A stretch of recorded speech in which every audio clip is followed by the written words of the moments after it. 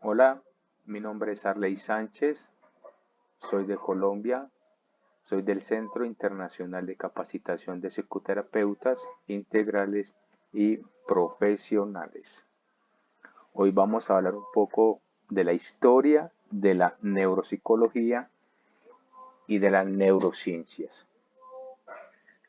Las neurociencias trabaja, estudia, investiga el sistema nervioso central y el cerebro. Esa parte ha sido muy interesante desde tiempos inmemoriales, podríamos decirlo así. El ser humano siempre se ha planteado el problema de la naturaleza de la actividad mental y a su localización del cerebro o de los pensamientos. En la antigüedad se creía que dicha actividad estaba controlada por las fuerzas externas, formulándose diversas hipótesis acerca del cual era su localización. Determinadas técnicas neuroquirúrgicas como la craneotomía fueron utilizadas ya en civilizaciones egipcias en el objetivo de liberar de los malos espíritus a las personas que padecían enfermedades mentales. Los egipcios pensaban que la persona poseía esa parte de enfermedades mentales era a través de su cerebro. Pero realmente no fue así cuando siguieron investigando. Pero digámoslo de otra forma o de otra manera, que esta parte de enfermedades mentales sí tiene que ver algo más allá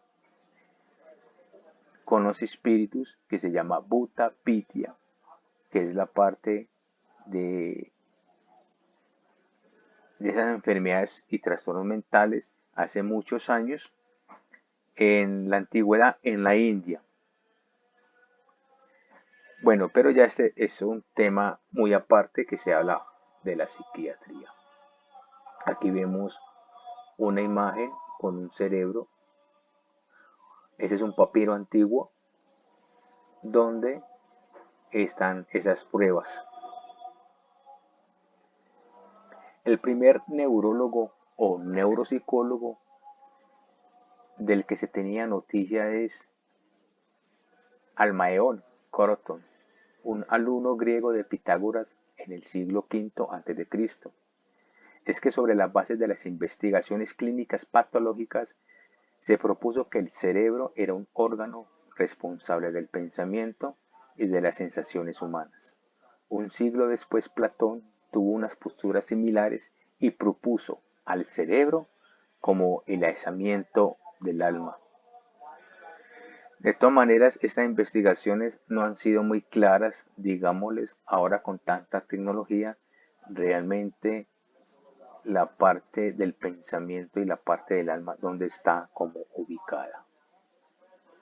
Los primeros estudios anatómicos del cerebro fueron realizados por Nemesio durante este mismo siglo y ya postulaba la hipótesis ventricular de la época romana. El gran médico galeano adhirió a esto y fue a través de él que estos puntos de vista dominaron la cultura occidental.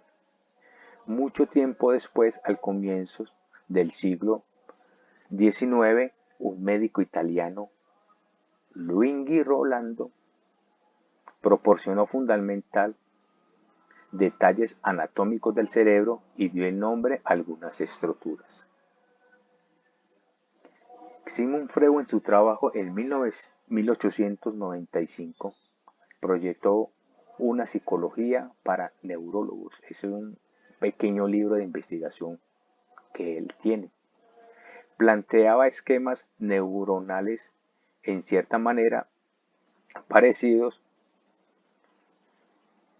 a los que los aportes de las nuevas tecnologías permitieron probar. Otras teorías de Freud en relación a algunos aspectos de la memoria también han hallado cierto funcionamiento fisiológico a partir de estudios neurocientíficos. Las neurociencias surgieron en el siglo pasado a partir de estudios del sistema nervioso. realizados por investigadores y clínicos de diferentes disciplinas. Según Candler, Schwartz y Jaxel, la neurociencia con su capacidad para enlazar, la biología y los estudios cognitivos hace posible la exploración biológica del potencial humano para poder entender qué nos hace lo que somos. La neuropsicología es una disciplina científica que forma parte de las neurociencias y está encargada de estudiar las relaciones entre el cerebro y el comportamiento. Pero ahora las neurociencias ha sido de un avance que ha intervenido en muchos conocimientos y temas diferentes. La etiología del daño cerebral son múltiples, entre ellas las vasculares, los traumatismos craneoencefálicos, los tumores, las infecciones, las alteraciones metabólicas y nutricionales, la epilepsia, las enfermedades neurodegenerativas, los problemas del desarrollo, que cuando no son causas de deceso pueden implicar secuelas y parciales o incapacitantes a nivel motor sensorial o cognitivo, defectos del lenguaje, la memoria, las habilidades especiales y entre otras, que alteran la calidad de vida del paciente y su familia y generan limitaciones personales, sociales y laborales. O sea, que nos estamos dando cuenta y se ha investigado mucho sobre las neurociencias, que de ahí ya nace la parte de la neuropsicología, la neuroterapia cognitiva, la neuropsiquiatría, y se han dado cuenta que esta parte del sistema nervioso central y del cerebro está en todo nuestro cuerpo y se han dado cuenta en muchas investigaciones esos daños que nos causa a nosotros por muchos factores. La neuropsicología ha sido ampliada en cuanto al abordaje de modelos teóricos que existen en dicha rama, partiendo del modelo sociocultural de Vygotsky y Luria. A partir de las funciones mentales superiores, tanto de los neuropsicólogos clásicos como contemporáneos han trabajado con el modelo de la neuropsicología cognitiva con los trabajos desarrollados en Italia. Durante muchos siglos prevalecieron las hipótesis localizacionistas cuyos procedentes remotos deben situarse en Galeano, quien sostenía que la actividad mental se realizaba en el encéfalo y se desarrollaba en componentes independientes, de tal modo que la lesión cerebral se concebía como una pérdida de algún componente específico o la desconexión entre dos. Posiblemente el precedente más próximo de las teorías localizacionistas se sitúa en Descartes y afirma que la mente se situaba en la glándula pineal. La glándula pineal es una glándula que está en nuestro cerebro y ayuda mucho tanto en esta parte de neurociencia, neuropsicología y también en investigaciones más avanzadas, digámoslo así, en la parte espiritual o lo que la gente habla y dice sobre el tercer ojo, que muchas personas creen eso y otras personas no lo creen. Pero bueno, ese es otro tema ya diferente. John Unglis Jackson, el fundador de la neurología moderna, contribuyó activamente al desarrollo de la neuropsicología, adoptando una postura opuesta al localizacionismo estricto dentro de su prolífica obra científica, destacada la división del sistema nervioso en tres niveles jerárquicos, de creciente complejidad. El nivel inferior o espinal se localiza en la médula espinal y en el tronco cerebral. El segundo nivel, de tipo sensorial o motor, estaría ubicado en los ganglios basales y en la corteza motora, y el nivel superior se localizará en los lóbulos frontales, permitiendo el control de los movimientos voluntarios. Esto lo vamos a ver en otra clase. Kurt Goldstein realizó importantes aportaciones a la neuropsicología clínica, estudiando las consecuencias de las heridas de la guerra del sistema nervioso, por lo que se puede ser considerado como uno de los pioneros de la rehabilitación neuropsicológica del daño cerebral. También en su dimensión de neuropsiquiatría aportó las ideas de que las lesiones del hemisferio izquierdo frecuentemente producían reacciones catastróficas, ansiedad, angustia, depresión y miedo, mientras que las lesiones del derecho generalmente producían reacciones de indiferencia. Ese tema también lo vamos a ver un poco más adelante. Las primeras funciones que realizaba el neuropsicólogo consistía en la localización del daño cerebral, determinando el grado de organicidad cerebral mediante pruebas psicológicas. El objetivo de la neuropsicología inicialmente era profundizar en el estudio del cerebro,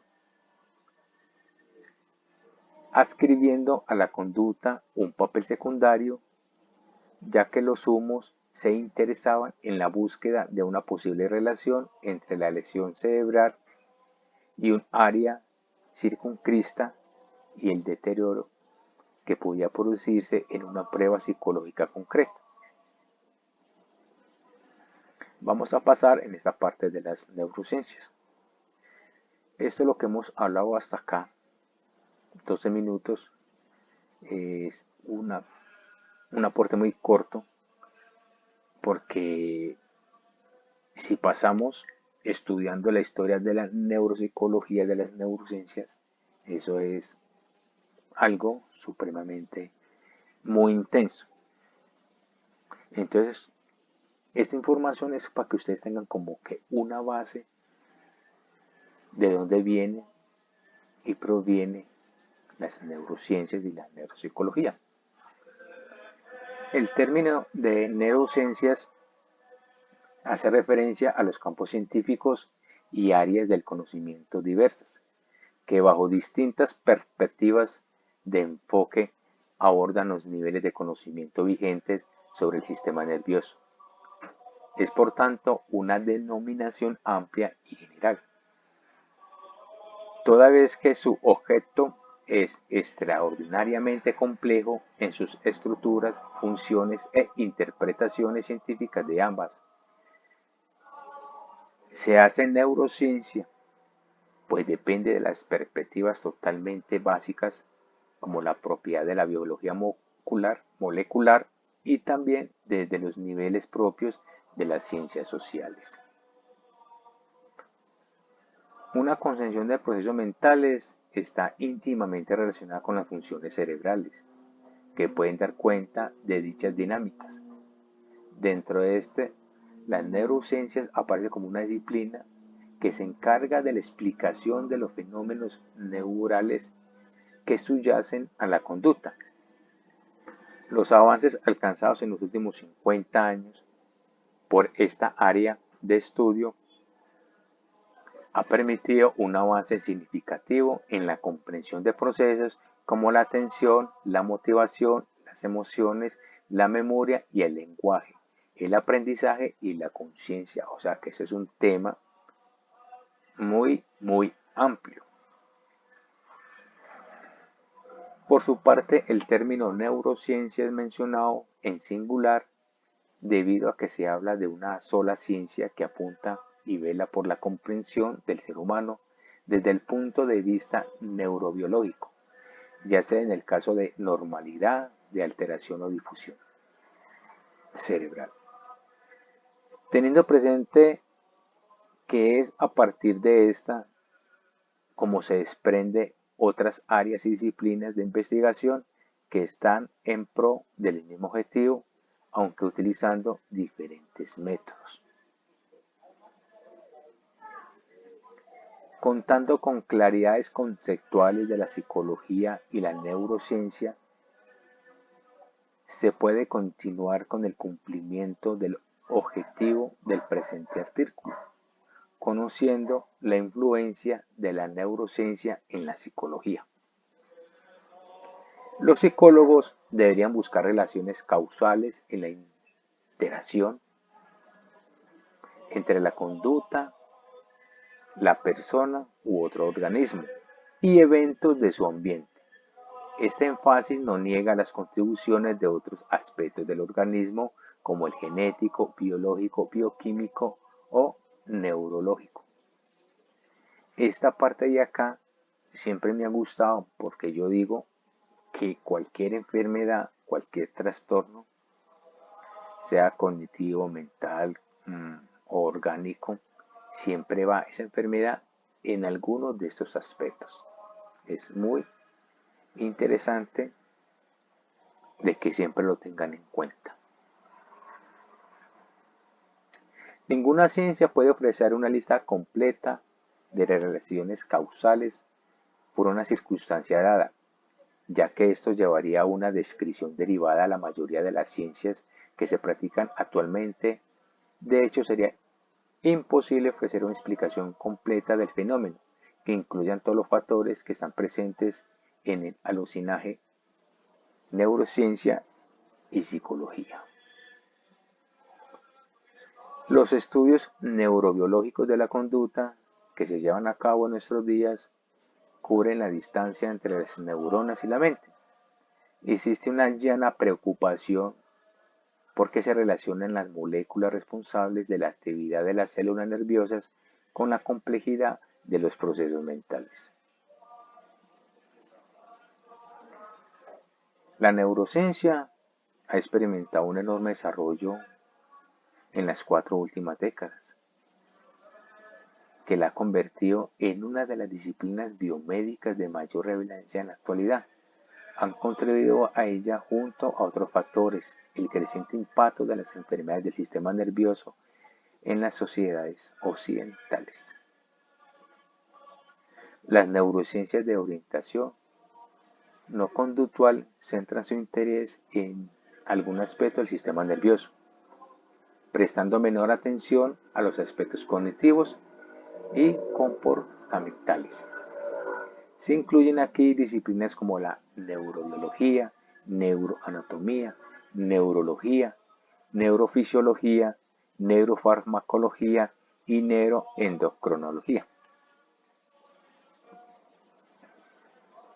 Las neurociencias de orientación conductual, por su parte, se preocupan por relacionarse con el sistema nervioso con determinados aspectos de la conducta y de los procesos cognitivos. Se incluyen en este grupo psicobiología, psicología fisiológica, psicofisiología, psicofarmacología, neuropsicología y la más reciente, neurociencia cognitiva. Bueno, espero que esta pequeña información, pero muy detallada porque es la más importante, les haya servido.